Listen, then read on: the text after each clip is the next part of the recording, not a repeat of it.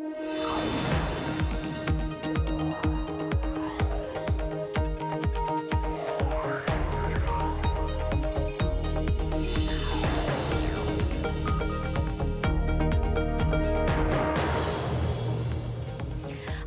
San Francisco, and this is Bloomberg Technology. Coming up in the next hour, Apple coming in with third quarter results, revenue from wearables surpassing the iPad for the first time, and another first, revenue from services hitting an all-time record, though still below estimates.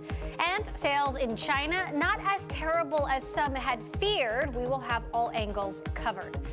Plus, U.S. sanctions start to bite. The chairman of Chinese telecom giant Huawei says there's been a dramatic slowdown in sales growth in the midst of the trade war. In an exclusive interview with Liang Hua, he hints at even tougher days ahead. And who's in your wallet? Capital One shares drop on its data breach. The company saying data on 100 million customers hacked. All of it stored on Amazon Web Services. A former Amazon employee has been charged. But first to our top story, Apple shares spiking after hours after reporting third quarter results. That stock move largely attributed to Apple projecting revenue in the current quarter that topped analyst estimates. Apple saying it remains optimistic about potential sales of new iPhone models set to hit the market in the fall. For more on Apple earnings as they are unfolding, we are joined by Bloomberg Businessweek's Max Chafkin, who is with me here in the studio. We've also got Dan Morgan, Synovus Trust Portfolio Manager, with us from Atlanta. So, Dan, walk me through this. iPhone sales missed estimates, services missed estimates, the forecast beat. What about all of these other indicators? Well, it's a really interesting report because if you would have told me they would have missed on both services and iPhone revenue, I would have said there was no way they were going to beat on top and bottom line. But as you mentioned, wearables, $5.53 billion, that was a big plus. They also used about $21 billion of cash on the quarter to repurchase shares and increase the dividend. I think they kept it at 77 cents. So they did some other things to kind of help along, which would initially you would have thought would have been somewhat of a tough quarter for them, at least based on the fact they missed estimates on iPhone revenues and also services. Still, we've got the president warning the trade war is not going to get better anytime soon. That could directly impact the iPhone Max. Yeah. If tariffs come into play on the iPhone, what does Apple do?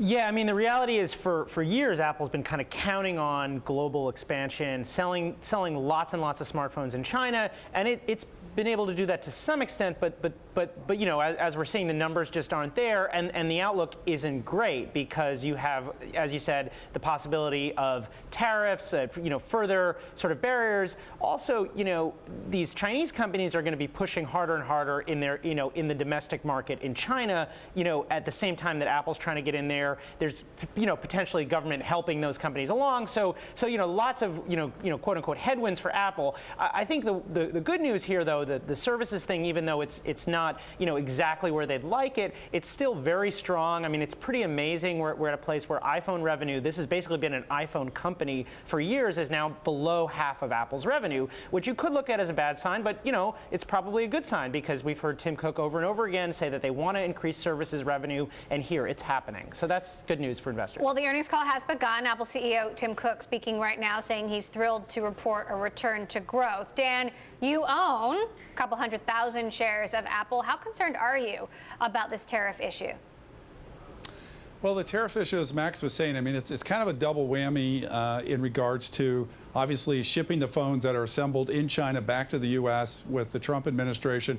Then you have retaliatory tariffs in regards to certain things like glass covers and retina eye sensors that are actually shipped into China that could be potentially on a tariff watch with the Chinese government. And the big question going forward, and maybe Max can talk a little bit about it too, is just what does Apple do? Do they try to raise prices, which they already have extremely high average selling prices compared to their competition, or do they just absorb the tariff into their profit margins? And, you know, how does that work into like this international expansion theme where you have annual average incomes in countries like India and China that are a fraction of what they are here in the U.S. So it does create a conundrum for Apple going forward. So it is definitely an issue in terms of trying to kind of model out what's going to happen with Apple with these tariffs.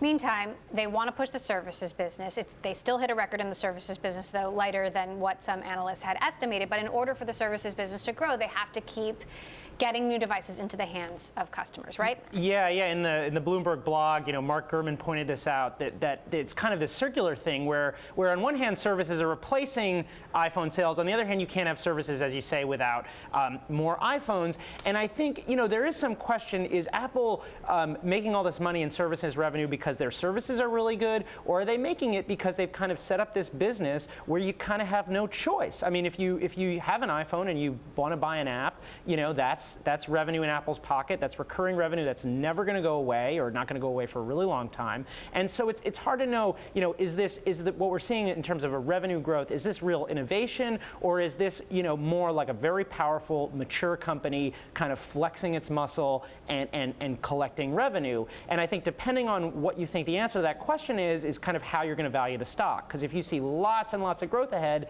then you're going to be much more optimistic. Tim Cook on the call saying wearables and services together now approach the size of a Fortune 50 company, also saying that trade-ins and other programs helped with iPhone sales in the last quarter. Dan, you're invested across big tech, as I understand it. How concerned are you about antitrust with respect to Apple and some of these other big tech companies? The FTC saying specifically they've opened an antitrust investigation into Facebook.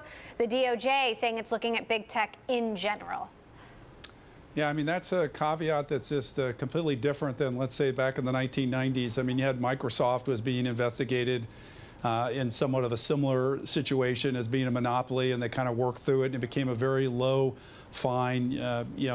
Google paid, $23 million of a fee, and then all of a sudden Facebook pays $5 billion on the privacy Cambridge leak. So it's just, it's really unprecedented, and it is something to be concerned about. But then, quite frankly, it doesn't seem like the street is that worried. I mean, you think about Facebook's numbers last week, and they just kind of shrugged it off. They had a good quarter, good advertising revenue growth.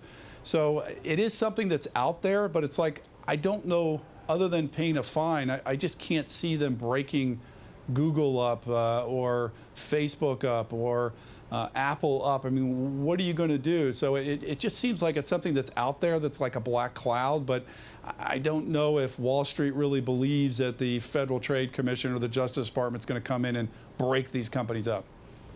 So, look, Max, the forecast is strong. We're expecting new iPhones to be unveiled in September. Our colleague Mark Gurman has reported these will be incremental upgrades, not a big design overhaul, but at least according to the numbers, and they don't break out iPhone unit sales anymore, so we don't know exactly what the mix is, right. But they're going to bring in more revenue in general than we thought they would. Yeah, right, and that's a good sign, obviously, if you're an investor. I mean, I think the real excitement is 5G. So next year, as these 5G phones, I think people have been talking about Apple going 5G next year. That could open up a lot of territory in terms of new services, new experiences. Who knows? Suddenly, maybe your Apple Watch gets way more useful. I mean, that's another thing. The watch is doing pretty well. This is a pretty solid, I think, $5 billion business, bigger than the iPad right now. So we're seeing Apple, pull up all these sort of new revenue sources. But it would be interesting to see if 5G can really, bring it all together somehow. Tim Cook saying growth in Apple Care, cloud services, the App Store, all in the double digits. Obviously, this is significant as they try to grow their services portfolio. He's saying monthly viewers on the Apple TV app are up 40% year over year. Dan, which service are you most excited about to come this fall? Is it Apple TV Plus? Is it Apple News? Is it Apple Card? Is it Apple Arcade? The game streaming service? Right. Well, I mean, if you look at the service segment, I mean, it's kind of a third. It's apps, which are mostly gaming. You have Apple Care, which no one ever really talks about, but it's this warranty on your phone. If you drop it and you break it, they'll fix it and so forth. And then you have what you just mentioned, which is the music.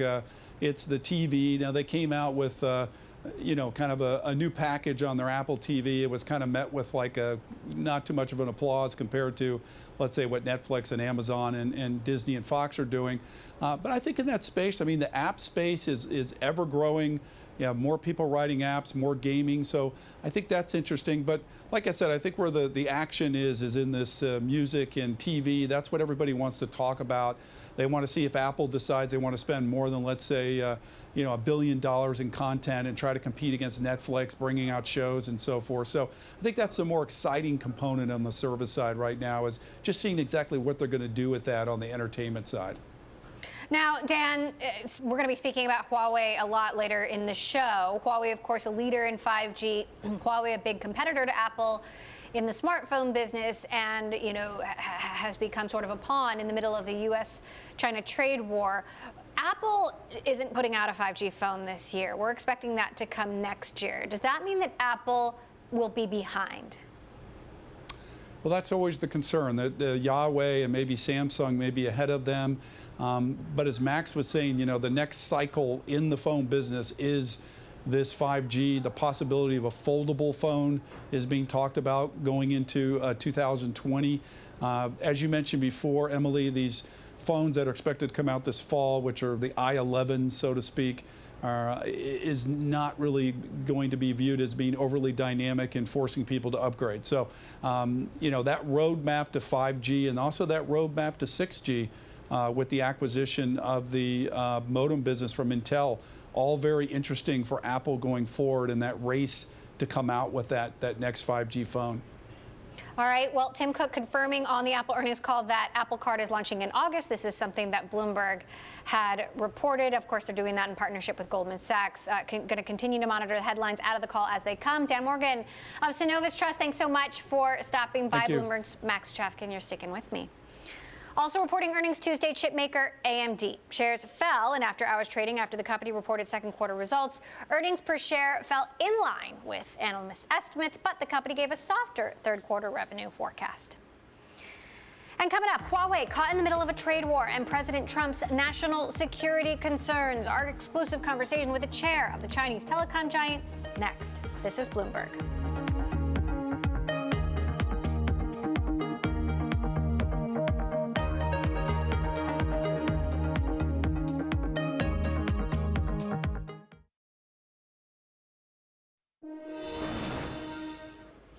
Huawei continues to face the fallout of the Trump administration's attempts to thwart it, and we are beginning to get a picture of what that means. Huawei sales growth dropped dramatically in the first half of the year amid U.S. sanctions. Bloomberg's Tom McKenzie sat down for an exclusive interview with the Huawei chair on the company's Shenzhen campus. They talked about Huawei's role in the trade dispute and just how its smartphone business can survive without Google's Android operating system. We don't know when the U.S. will make the decision on Android and when that decision will come. So we have to make preparations for our products. We will evaluate our strategy for the overseas market. If we are not able to use Android for our new smartphones, we have the ability to develop our own operating system and ecosystem, which would become the basis for our services to the customers. So give us a sense of how fundamentally you've had to change your supply chains to mitigate some of these pressures. Have you completed those changes, or is there more to be done? The entity list put into place by the U.S. was disruptive to our supply chain, as we had already made plans to use the components from the U.S. for our business. But U.S. suppliers suddenly stopped supplying us. So we had to make adjustments to our supply chain, including our process of purchasing, manufacturing, and delivering products. We will do the adjustments to our supply chain. We will change to other suppliers and use our own chips for the core components. I think the damage to the U.S. suppliers is even bigger than it is to Huawei. We will have to increase our workload and manage continuity internally. But the damage to the U.S. supplier is direct, as they lose a customer. If the U.S. removes Huawei from the entity list, that would be a solution. What impact are you seeing for demand for your 5G equipment, given the U.S. pressure campaign on some of its allies around the world to block access to Huawei? Although the U.S. has been launching a campaign among its allies, It's up to each country to decide its partners based on its own development demands, telecommunication demands, and carrier infrastructure construction demands. I think now there might be some impacts in places like Australia, but there are others who are willing to work with Huawei.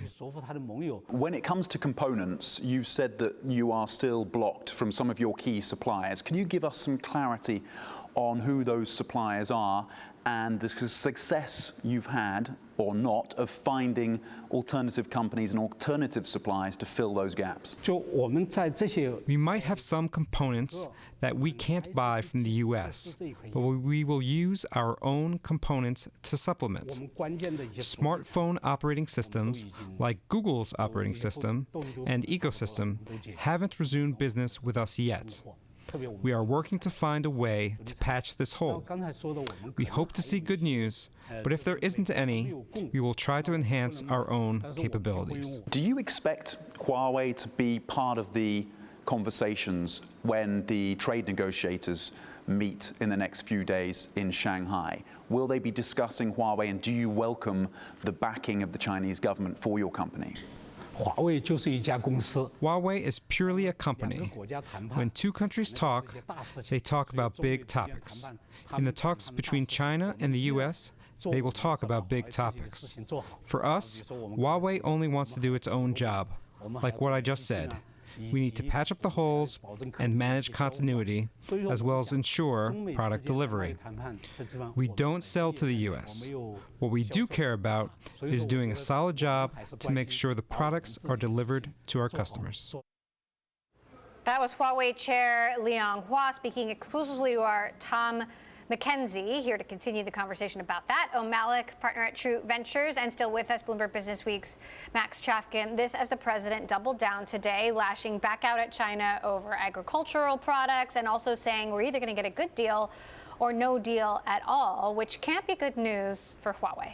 No, it's not. And I mean, I think this is true of Apple, but these big telecom companies, almost more than almost any other company in the economy, are dependent on globalization and global supply chains. And so for Huawei, they're talking about patching the hole in the lacking the Android system. I mean, that is a big hole. Lots and lots of very powerful consumer electronics companies have tried to develop their own operating systems besides Android and iOS, and it's pretty much all been unsuccessful. I mean, Windows, Microsoft's the most valuable company in the world. The Windows Phone isn't everywhere. Samsung has tried really hard to do this. Lots of companies have done it, and it hasn't really worked. So it's hard to see Huawei, getting it together quickly. I mean, I think they need a deal, basically. What's your take on this whole Huawei situation? I think this is a short-term problem for Huawei, because in the long term, all Chinese companies and Chinese economy have realized that they have to get off the U.S. dependency on semiconductors, components, and software.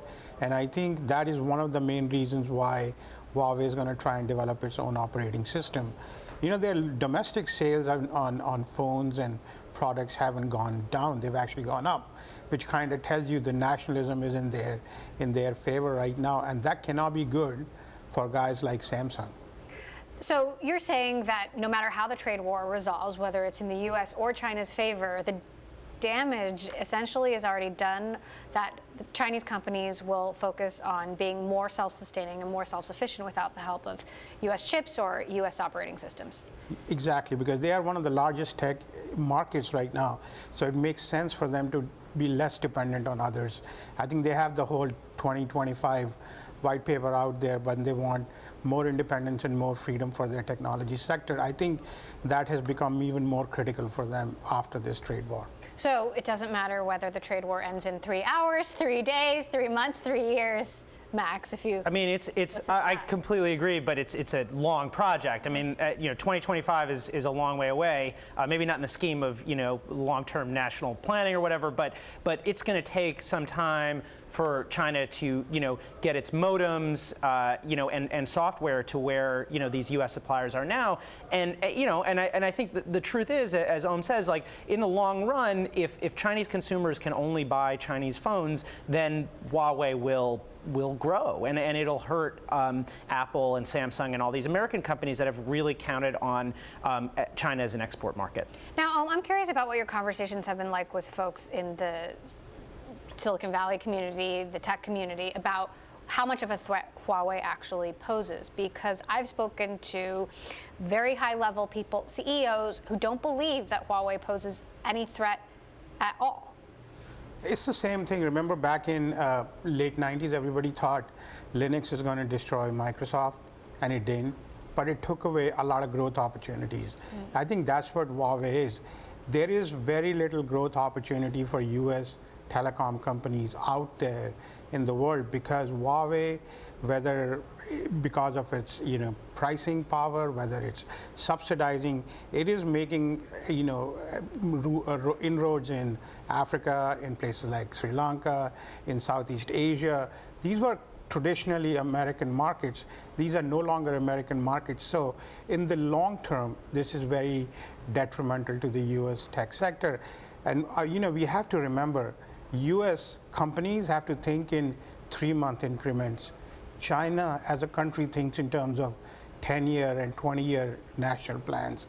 I think there is a whole different way of thinking about the future at Huawei and China. And I think that's a challenge we have as a Silicon Valley and technology sector. All right. Well, we're going to talk a little bit more about this later in the show. Bloomberg's Mac Chafkin, thank you so much. Om Malik of True Ventures, you're sticking with us. Coming up, Elon Musk just can't seem to stay off Twitter. Surprise, surprise, what the Tesla CEO is tweeting about now in regards to production numbers. Next, this is Bloomberg.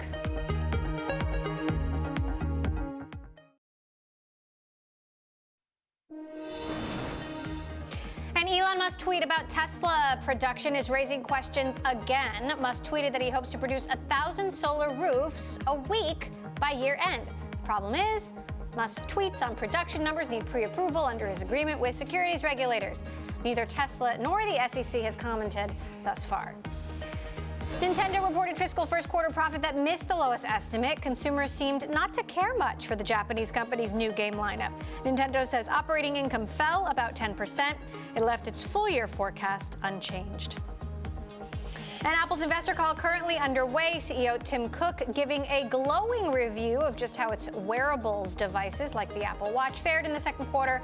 More on Apple coming up next. This is Bloomberg. An absolutely blowout quarter for wearables, where we had accelerating growth of well over 50%, and a new high water mark for services, where we set an all-time revenue record of $11.5 billion. When you step back and consider wearables and services together, two areas where we have strategically invested in the last several years, they now approach the size of a Fortune 50 company.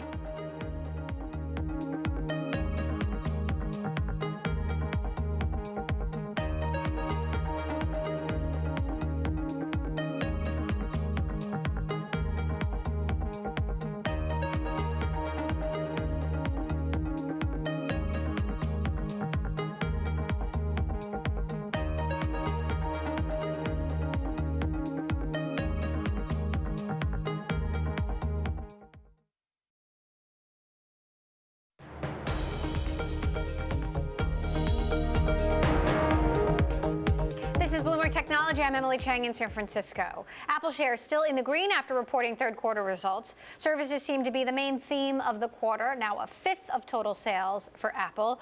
The call still underway with Apple CEO Tim Cook expanding on the company's plans for the new Apple credit card being launched with Goldman Sachs. Transit integration is a major driver of a broader digital wallet adoption, and we're going to keep up this push to help users leave their wallet at home in more and more instances. On a related note, thousands of Apple employees are using Apple Card every day in our beta test, and we plan to begin the rollout of Apple Card in August. Still with us, Om Malik of True Ventures. Om, you've been to every Apple event for the last 20 years. So what's your take on the services business, and how do you expect it to evolve? I'm surprised how fast it's grown, and I'm also surprised how mediocre many of its offerings are even now. Apple Music versus Spotify, you can see the glaring differences. I think Apple Pay is a great service. I mean, they clearly are better than anything Google has to offer in the market, and so they are kind of middle of the road in their services, but they have such a huge platform that they can make a lot of money doing what they're doing with the services, even if they are just mediocre or middle of the road. Sort of like how Microsoft used to make money by offering products which were good, not great. Are there any service you think will or can become great? I think Apple Pay is a great service.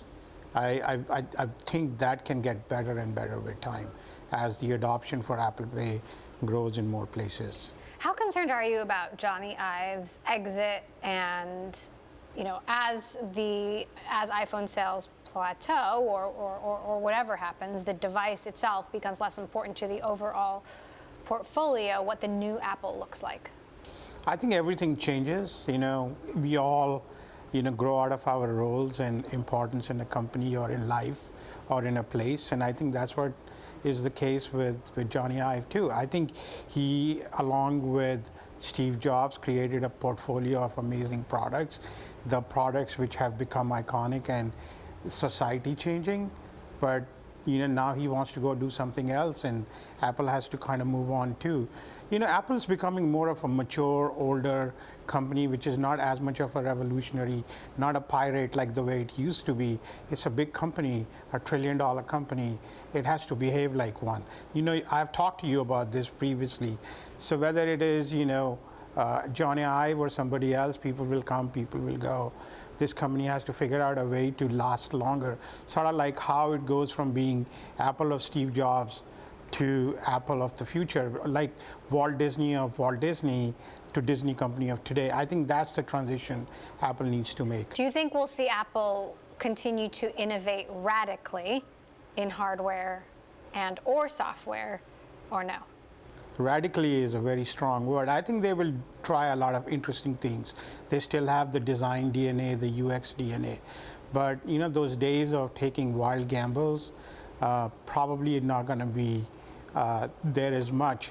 Mostly because Steve Jobs could get the company to make bet big on a decision, sort of like getting rid of a CD-ROM or betting big on USB. Those things were pretty radical at the time. We forget how much of an outrage there was around those decisions. But he could do it because he was Steve. And I think now they have to kind of play it a little bit safe. Now, you really closely follow the telecom industry. What do you think about the choices that Apple has made not in investing in 5G this year? We're expecting it to come next year. This, as Huawei, as we talked about earlier, is being penalized by the United States, and that could thwart its efforts to grow its 5G business. I think 5G's rollout in the world has been vastly overstated. I think it's a much slower rollout than most people realize. I think right now you're seeing the war of words between T-Mobile and Verizon, and the rollout of 5G has happened in like 2 tiny or 3 tiny markets, and I think and in the US and worldwide too, it just is a much slower rollout. So Apple has the time to get it right. Apple has the time to get the iPhone for the 5G world right. Remember, there's a huge battery overhead with 5G. No one talks about that. All these companies which are talking about 5G, when their batteries start running out in an hour or so, it's sort of like how they're not going to care about 5G. Yeah, Samsung did the foldable phone and how that worked out. And I think being early sometimes is not the best decision. Well, and historically, Apple has not been first. Yeah. They say they are the best, not first, but best. Okay, Malik of True Ventures, always good to have you here on the show. Thank you so much for stopping by. Well, what language should a car speak? 5G or Wi-Fi? The answer could determine who will lead the way when it comes to developing self-driving cars. Billions of dollars could be at stake. So could thousands of lives. Bloomberg's Ed Ledlow has the story. Cars that can talk to each other, interact with traffic lights, and even see around corners.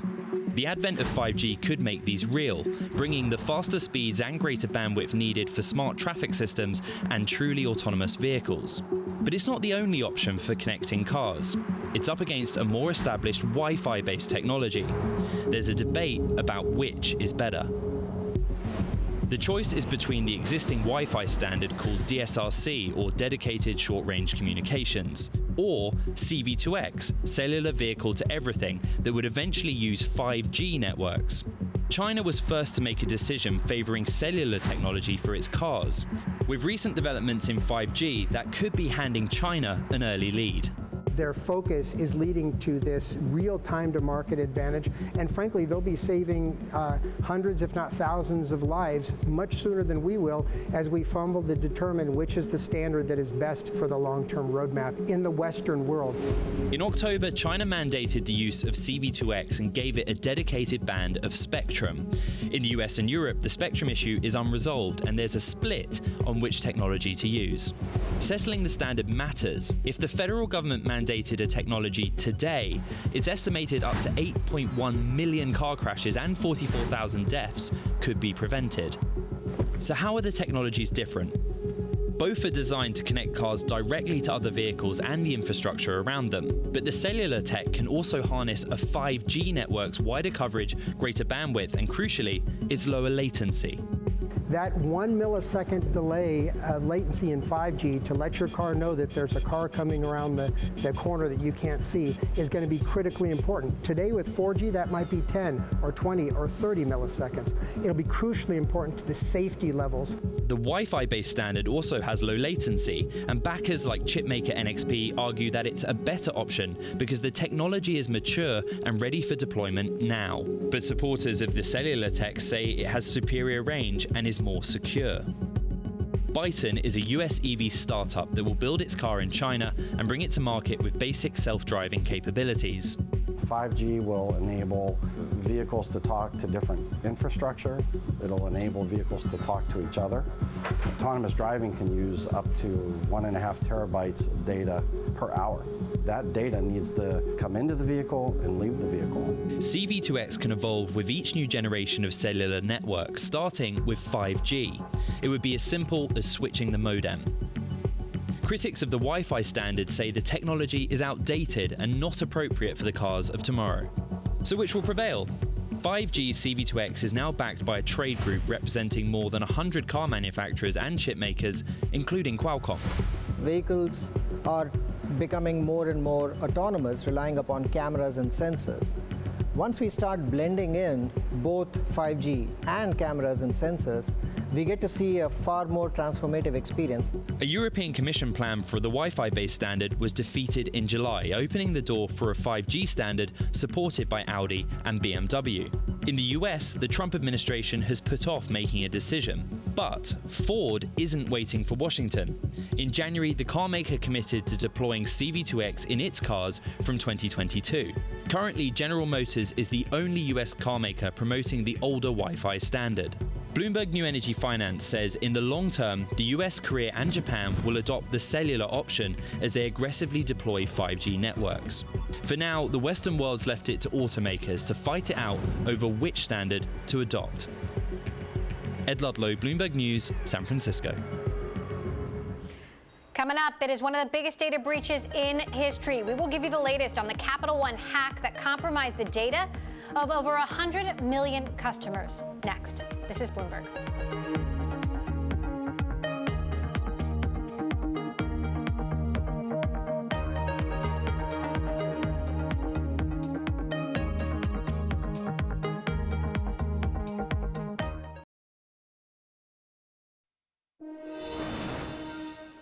Cryptocurrencies took center stage on Capitol Hill again this week. The U.S. Senate Banking Committee held a hearing Tuesday to discuss regulatory frameworks for crypto and blockchain. This as Facebook's Libra plans continue to draw backlash. But while the conversation focused on crypto regulation, Circle's CEO Jeremy Allaire was the only industry representative to testify. Bloomberg's Caroline Hyde spoke with Allaire following the hearing. Take a listen.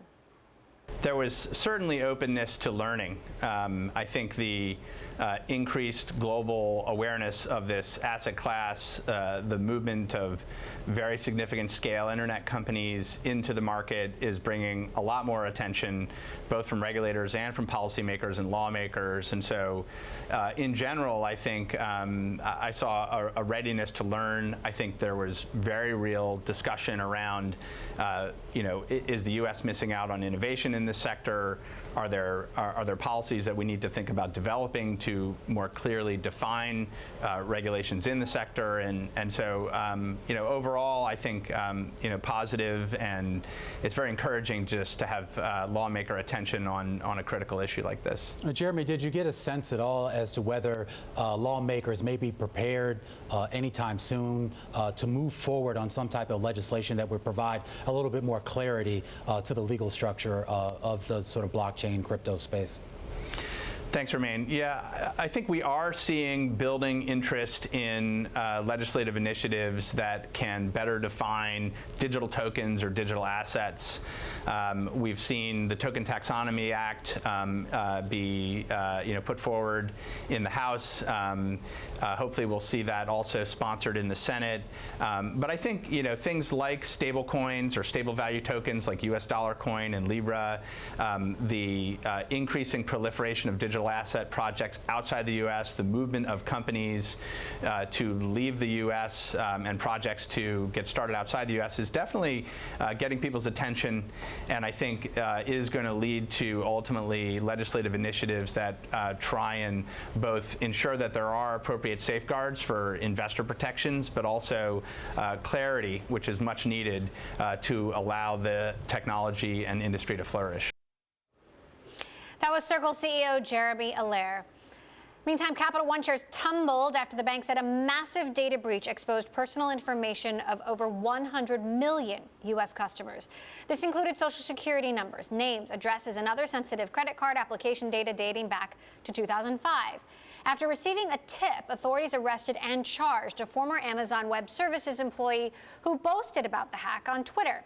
You're watching surveillance video obtained by Bloomberg News of the law enforcement raid on the suspect's home. And while over 140,000 Social Security numbers were accessed, Capital One said it was unlikely the information was used for fraud or disseminated by the individual. Following the news, New York Attorney General Letitia James said her office plans to investigate the breach. Joining us to discuss, Bloomberg's Jennifer Serrain. So, Jenny, this case seems really unique. First of all, they've already got someone in custody. What exactly happened here? Yeah, it is very unique, actually. One of the unique aspects really was just how Capital One found out about this breach. So it really came through one of these anonymous tip lines that the bank sets up to ask, hackers who see vulnerabilities in the system to reach out and let them know of these, vulnerabilities. And so that was one of the unique aspects. Also, how quickly they responded. I mean, that email came in 2 weeks ago, and 2 weeks later, you see not only them disclosing it to the public, but an arrest, and now this lawsuit has been filed, and that case is kind of ongoing. So yeah, it's pretty unique in a lot of different ways, and so it'll be kind of interesting to see how maybe some of those unique aspects play into how the public receives this, kind of the reputational damage, that sort of thing. Now, the person who was arrested, Paige Thompson, already charged with computer fraud or on charges of computer fraud and abuse, is a former Amazon employee. This data was stored on Amazon Web Services. How did the suspect get a hold of this data, and what did she do with it?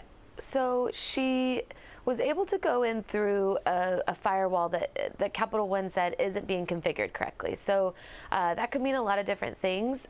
What we've heard is that you had to be pretty sophisticated to pull out this type of hack.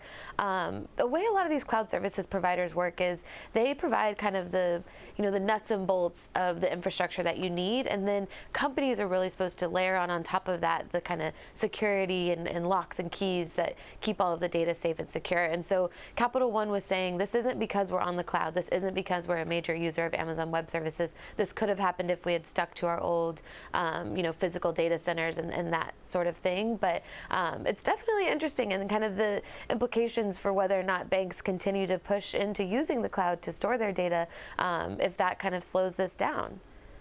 Now, Capital One saying that it's unlikely the information was used for fraud or disseminated by the individual. So why did she do this? Yes, that's the question that I think we'll get more clarity on as this case kind of rolls along.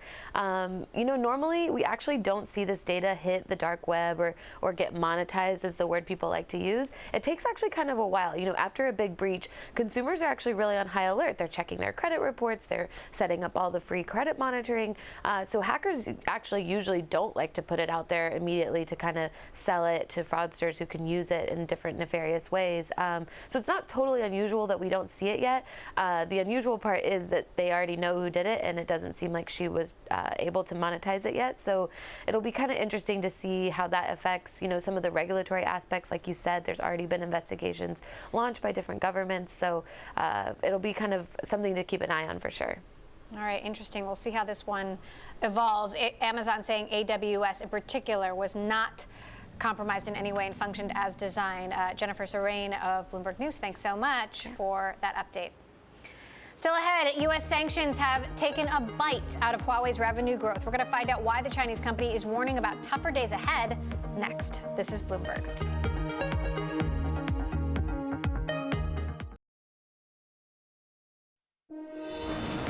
China is dying to make a deal with me. But whether or not I'll do it, it's up to me. It's not up to them.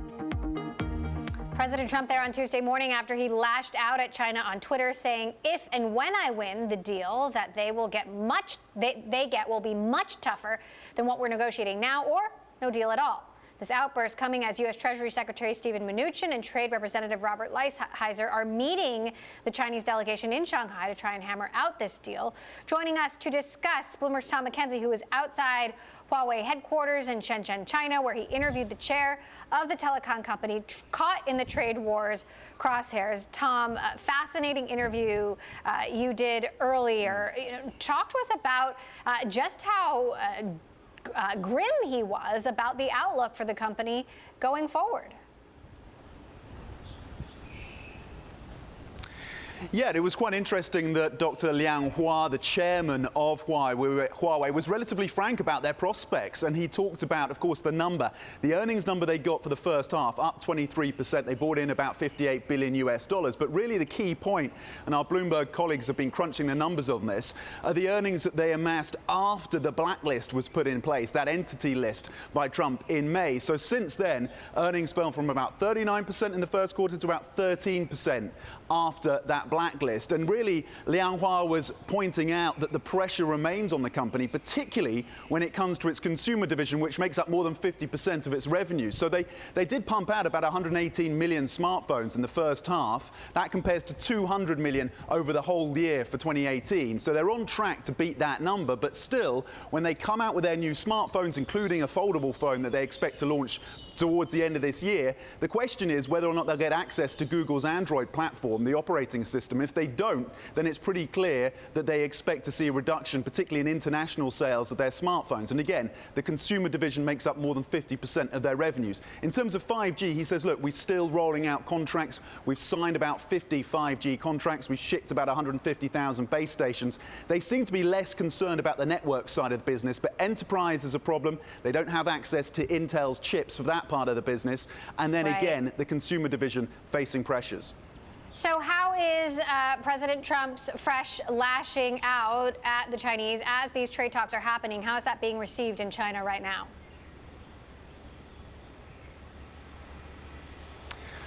Well, to some degree, this is a move we've seen before. Trump will tweet before negotiators go in or during the negotiations. If you take it at surface level, though, it shows that the U.S. administration is not becoming any more flexible in terms of these negotiations. He repeated, as you've heard there, that he wants a proper deal, a good deal, or no deal. Look, the U.S. have said they want structural changes. They want changes in terms of intellectual property enforcement. They want a more balanced trading relationship. China has said, you've got to meet us halfway. You've got to make some concessions. And China's reiterated the 3 points that it wants in order to get a deal, including the removal of tariffs, a more balanced deal, and less onerous demands in terms of purchases of U.S. agricultural products. So it seems that the gulf between the two sides remains vast. And of course, there was some jockeying leading up to this. The Chinese side have said to some of their companies, you can look to start buying U.S. soybeans. On the U.S. side, of course, you had Trump meeting with tech executives and suggesting that you may see an easing of curbs on some of these products sold to Huawei. That hasn't happened yet. If we do get negotiations that continue in DC on the back of these in Shanghai, then that will be seen as a positive. All right, Bloomberg's Tom McKenzie for us in China. Thanks so much, Tom, for your reporting. Finally, this hour, our big story, Apple's third quarter results. Investors rewarded with an after-hours trading stock pop following the company's report. Its services gross margin is roughly twice that of products. Apple CEO Tim Cook says the iPhone returned to year-over-year growth in their stores in June and that wearables had a blowout quarter. So far, the company saying the China trade situation isn't impacting the company much. Cook says the vast majority of products are made everywhere, including Japan, Korea, China, and the EU, and that there is still an appetite for Apple in China. I'd like to provide some color on our performance in Greater China, where we saw significant improvement compared to the first half of fiscal 2019 and return to growth in constant currency. We experienced noticeably better year-over-year comparisons for our iPhone business there than we saw in the last 2 quarters, and we had sequential improvement in the performance of every category. Apple CEO Tim Cook on the earnings call following the company's results, the stock continuing to spike in after hours. And that does it for this edition of Bloomberg Technology. We are live streaming on Twitter. Check us out at Technology, and be sure to follow our global breaking news network, TikTok, on Twitter. This is Bloomberg.